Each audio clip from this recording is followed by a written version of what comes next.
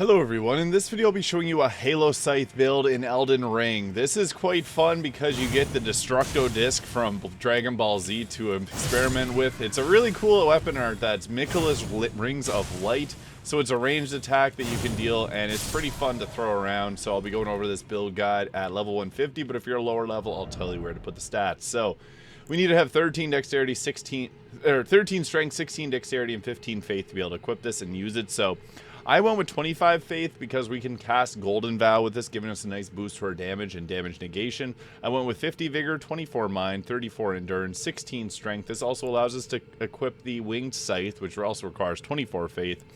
And then I also went with 54 dexterity with the +5 from Millicent's prosthesis.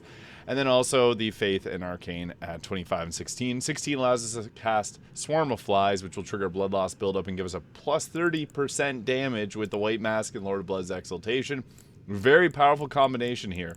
I also went with the Claw Talisman to boost jump attacks, but this can also go with the Rotten Wing Sword Insignia, or really any other talisman that you want that just boosts their jump attacks, which are very powerful.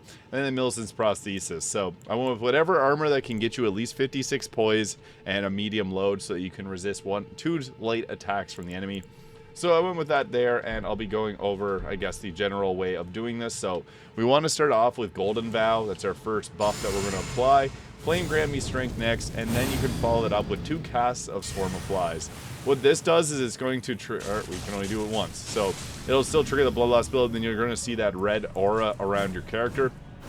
That means we get an extra 30% damage from the White Mask and Lord of Blood's Exaltation. So typically we want to go with like jump attacks primarily because of the amount of damage that they can deal. As you can see there, 2800 damage is incredible for a jump attack. So it also has an extended reach, and that is a huge boost. So we lost our boost to damage from the Blood Loss buildup, and it's kind of hard to trigger it against these enemies because we're just going to be wiping them out so quickly. So that is one difficult part about this. If you're fighting a boss, you'll have no worries because these both will trigger Blood Loss buildup, but the damage is so high on these that it's just worth using, and it has a really nice reach.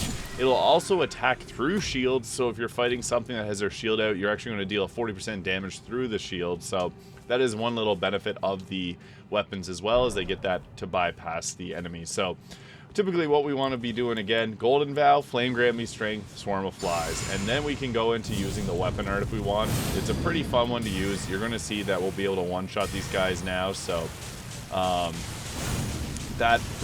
missed them.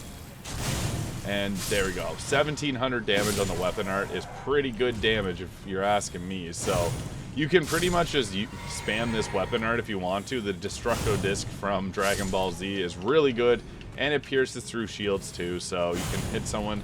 It pretty much is almost guaranteed to hit, so that's one nice benefit of it, is you can just continue to spam it and continue to take out enemies. So that is the best part about this weapon, is you can just spam this if you'd want.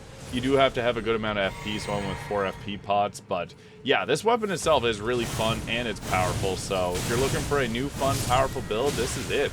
It pairs well with the Wing Scythe. Now the Wing Scythe weapon art is a little different. It's like Loretta's Slash there, but with feathers. So some people like it, but I find that I'd rather use the Miquella's Rings of Light here to give you that extra damage from range, because sometimes you just want to have a ranged weapon attack, and this gives it to you. So that is the beautiful part of that.